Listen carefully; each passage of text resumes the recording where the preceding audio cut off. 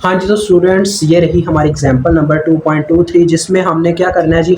वो कहता है कि given the circuit in figure 2.31, यानी कि आपको इस फिगर के अंदर सर्किट दिया गया है जिसमें कहता है कि and I4 is equal to 1/2 milli ampere, यानी कि आपको उस शेप के अंदर जो I4 नज़र आ रही है वो आपके पास 1/2 मिली एम्पेयर है। एक को 2 से तकसीम करें तो 0.5 होता है। मैं डायरेक्ट ही लिख रहा हूँ जी, आपको इतना पता होना चाहिए। ठीक है, नेक्स्ट बात करते हैं। आगे वो कहता है कि हमारा जो मेन मकसद है, let us find the source voltage, यानी कि वो कितनी बैटरी थी जो इस सर्किट को लगाई गई थी, फिर ये सर्किट ने वर्क करना स्टार्ट किया, मतलब कि वो V0 मालूम करना चाहता है। तो स्टूडेंट्स टेंशन नहीं लेनी, बुक से भी आसान तरीके से समझाऊंगा। आप कह दोगे कि यार ब्रांड ब्रांड ही होता है, मैथ ब्रांड ब्रांड का हकदार है। ठीक है जी। अगर आपको हमारी ये वीडियो अच्छी लगे तो लाइक और कमेंट सेक्शन में लाजमी बता के जाइएगा कि आपको बुक का तरीका अच्छा लगा या हमारा तरीका अच्छा लगा, और जिस तरीके की आपको ज़्यादा समझ आई वो बताइएगा। तो करंट डिवीजन रूल का कंसेप्ट इसमें इस्तेमाल होने वाला है। जिन बच्चों ने हमारी करंट डिवीजन रूल वाली वीडियो का कंसेप्ट नहीं देखा वो एक दफ़ा जाके उसको लाजमी देख लें, तब ही वो इस न्यूमेरिकल को इजीली समझ पाएंगे। ठीक है जी। तो बच्चों ज़रा गौर से अब अपना मतलब कि दिल थाम कर बैठिए, ज़रा मेरी मिसाल को समझ लीजिएगा। होता क्या है स्टूडेंट्स, I1 एक फादर है, एक मिसाल देने लगूँ डेली लाइफ की। ठीक है, I1 आपके फादर हैं, आपके वालिद हैं। ठीक है जी, I1 आपके वालिद हैं। ये कोई गाली वगैरह नहीं है, अल्लाह माफ़ करे। कुछ मेरे भाई होते हैं इसको गाली की फॉर्म में भी ले जाते होते हैं। I1 आपका, यानी I1 एक बाप है जिसके दो बेटे हैं, एक I5 के नाम से, एक I2 के नाम से। उसने क्या किया, उन दोनों को पता नहीं कुछ पैसे दिए उसको, उसने अपनी जेब, उसकी जेब में पता नहीं उस वक्त कितने पैसे थे, उसने निकाल के पकड़ा दिए हैं उनको। उसे ये नहीं पता कि उन्होंने मतलब कि उसने कितने उनको पैसे दिए हैं। अब होता क्या है, I5 जो है वो इन दो दुकानों से होता हुआ चला जाता है, मतलब कि इन पे वो पैसे खर्च कर आता है। अब I2 की कहानी पे आते हैं। जो I2 है स्टूडेंट्स, मुझे I1 को फाइंड आउट करने की जरूरत नहीं है, मेन मैं V0 को फाइंड आउट करना चाहता हूं। मैं बस आपको एक कहानी समझा रहा हूं।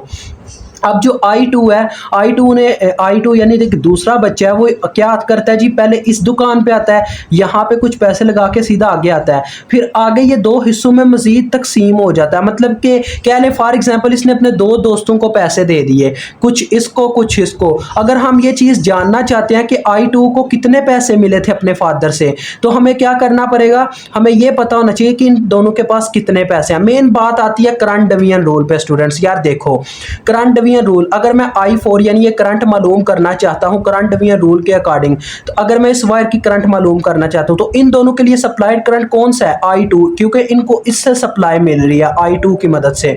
अब मैं देखें तो देखिए स्टूडेंट्स, अगर मैं I4 करंट पे लगाता हूं अपना करंट डिवीजन रूल, यानी इस वायर की मैं करंट मालूम करना चाहता हूं, चाहे वो मुझे ऑलरेडी मालूम है, मैं आपको बताता हूं मैं क्यों उस पे करंट डिवीजन रूल लगा रहा हूं। तो आपको पता है जिस वायर के ऊपर हम करंट डिवीजन रूल लगाते हैं, यानी उस ब्रांच की रेजिस्टेंस के पैरेलल ब्रांच की रेजिस्टेंस को ऊपर रखा जाता है। अब इसके देखें पैरेललोग्राम तो आपने देखी होगी, पैरेललोग्राम को पैरेललोग्राम बोला ही क्यों जाता है, क्योंकि उसकी आमने सामने वाली साइडें आपस में पैरेलल में होती हैं।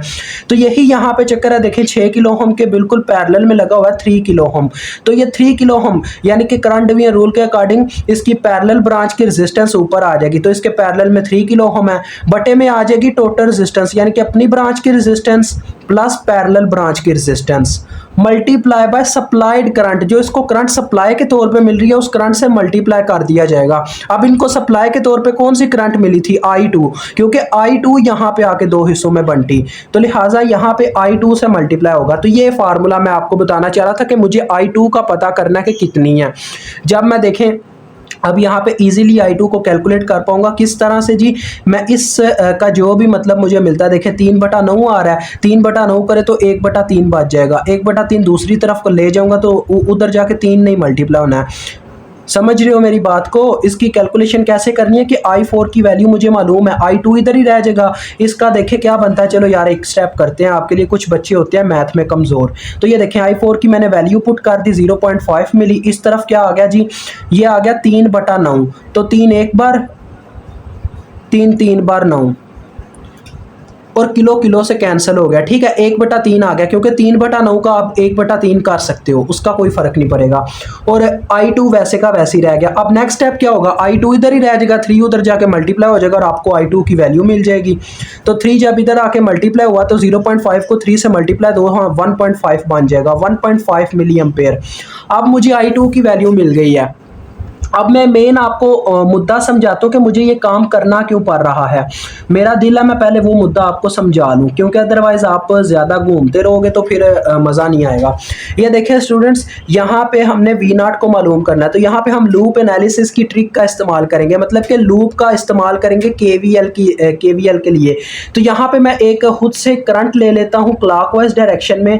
इतना तो मैं आपको समझा चुका हूँ पीछे, पहली KVL आप वीडियो जाके देख सकते हैं। तो मैं I के नाम से मैंने यहाँ पे 2 लूप है, एक ये लूप है, एक ये लूप है, एक ये लूप है, कई लूप हो सकते हैं, लेकिन अभी मैं वैसे मेजर लूप्स की बात करूं तो 2 लूप है, एक ये वाला लूप और एक ये वाला लूप। तो मैंने यहाँ पे करंट की डायरेक्शन आपको समझाने के लिए लिया, या आपने अपने पेपर में इस तरह से डायरेक्शन नहीं दिखानी, क्योंकि आप दूसरे चैप्टर में लूप एनालिसिस का इस्तेमाल नहीं करते, वो बस आपके ब्रेन के मुताबिक लूप लगता है, ठीक है, समझ रहे हो ना मेरी बात को, यानी कि मेजर लूप्स का इस्तेमाल नहीं होता। हो जाएगा यार, टेंशन नहीं है। अब देखो यहाँ से मैं चलना स्टार्ट करता हूँ, अप्लाई KVL लिखना नहीं है आपने, डायरेक्ट इक्वेशन आपने लिखनी है। यहाँ से मैं चलना स्टार्ट करता हूँ तो करंट इसके नेगेटिव पोल में से गुजर के जा रही है, तो ये आ जाएगा -V0 ही हम मालूम करना चाहते हैं ना। तो देखें जब हम आगे बढ़ते हैं तो ये 6 किलो ओम का रजिस्टर आ जाता है, तो हमने लिखने हैं वोल्टेज, क्योंकि हम KVL लगा रहे हैं, किरचॉफ वोल्टेज लॉ, यानी कि हमने हर एक चीज़ के वोल्टेज लिखने हैं। तो एक रजिस्टर के क्रॉस वोल्टेज कैसे लिखते हैं, ओहम्स लॉ की मदद से, V = IR के फार्मूले से। तो इसके अंदर इसके बीच में से करंट कौन सा गुजर है, I1 करंट गुजरा है, तो इसकी करंट होगी I1, इतना याद रखना है बस। तो फार्मूला आ जाएगा, देखो बच्चों, I1 × 6K, यानी कि साथ में रजिस्टर आ जाएगा ना I1R, तो R की वैल्यू है 6K, तो इसके साथ 6K I1 इस तरह से लिख देते हैं, ठीक हो गया। अब आगे देखें, करंट आगे यहाँ से मुड़ जाएगी, यानी कि अपनी डायरेक्शन चेंज कर लेगी, इस ब्रांच में से अब गुजरेगी, क्योंकि लूप लग रहा है तो इस रजिस्टर में से गुजरेगी। तो आपने पता है क्या करना है, डायरेक्ट यार बात करनी है। यहाँ पे देखें करंट इसके पॉजिटिव पोल में एंटर कर रही है VA के, तो ये आ जाएगा +VA। आगे जब हम बढ़ते हैं तो आपने इन रजिस्टर्स में से नहीं गुजरना, डायरेक्ट इसी पोल में से एंटर करना है। देखिए करंट आगे जाएगी तो इसके भी पॉजिटिव पोल में एंटर करेगी VB के, तो +VB आ गया।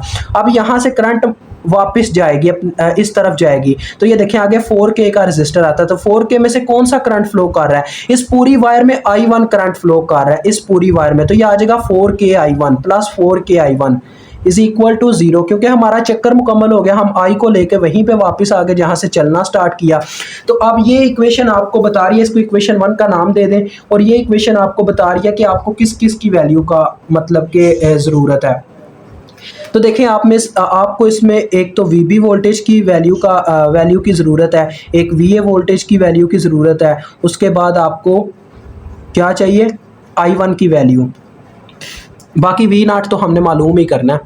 तो देखो कितना आसान होगा, अभी मैं आपको तरीका बताता हूँ। VB वोल्टेज कैसे मालूम होंगे, ज़रा फार्मूला सुनिएगा स्टूडेंट्स। VB वोल्टेज इन दोनों रजिस्टर के पैरेलल में लगे हुए हैं, मतलब सेंटर में पैरेलल बनता है दोनों तरफ, यानी कि 3 किलो ओम के क्रॉस अगर आप VB वोल्टेज फाइंड आउट करते हो तब भी आपको इतने ही मिलेंगे, इस तरफ भी आपको उतने ही मिलेंगे। यानी कि अगर देखें मैं VB वोल्टेज मालूम करता हूँ किसी भी तरफ से, यानी कि VB वोल्टेज दोनों तरफ पैरेलल में है, पैरेलल में वोल्टेज सेम होता है, यानी कि 6 किलो ओम के क्रॉस भी VB वोल्टेज है, 3 किलो ओम के क्रॉस भी VB वोल्टेज है। तो आप किसी एक तरफ वोल्टेज फाइंड कर लो तो वो VB वोल्टेज ही होंगे। अब मैं 6 किलो ओम के क्रॉस फाइंड आउट कर लेता हूँ, तो फार्मूला क्या बनेगा, देखें 6 किलो ओम में से I4 करंट जब फ्लो करता है, यानी इसमें से गुजरता है, तो इसमें वोल्टेज पैदा होते हैं जिनका नाम है VB। तो बस आपके पास according to Ohm's law formula बन गया 6K I4 की वैल्यू देखें क्या है 0.5, तो 6K को जब 0.5 मिली से ज़रब देंगे तो ये बन जाएगा हमारे पास 3। तो ये आंसर आपके पास आ गया इसका VB का 3 वोल्ट। अब देखें इसमें से VB तो डन हो गया, अब बात आ जाती है VA की। VA वोल्टेज भी डन है, देखें किस तरह से डन है मैं बताता हूँ। ये देखें ये जो वी ए वोल्टेज है, इनमें से जो करंट फ्लो करता हुआ आ रहा है उसका नाम I2 है। ये देखें I2 इस तरह से आ रहा है, तो इसके पॉजिटिव पोल में से एंटर करता है पॉजिटिव पोल में, और ये V A voltage 2 kilo ohm resistor के क्रॉस है। तो लिहाजा अगर मैं 2 किलो ओम रजिस्टर के वोल्टेज फाइंड आउट कर लूँ तो वी ए वोल्टेज ही होंगे। तो ये देखें आप V A voltage find out होने लगे हैं, इसी वजह से हमने I2 को फाइंड आउट किया था। तो देखें वी ए वोल्टेज अब फाइंड आउट होने लगे। फार्मूला क्या बनेगा, करंट देखें इसके पॉजिटिव पोल में से गुजर के आई है, तो लिहाजा करंट पॉजिटिव में ली जाएगी। तो इसका फार्मूला आ जाएगा, इसकी अपनी ब्रांच की रेजिस्टेंस जो कि 2K है, 2K के क्रॉस वी ए वोल्टेज है ना, और साथ में जो करंट इसमें से गुजरी है उसका नाम I2 है। तो पॉजिटिव में इस वजह से ली जा रही है क्योंकि करंट ऐसे ऊपर से आ रही है, तो लिहाजा इसके पॉजिटिव पोल में से गुजरी है।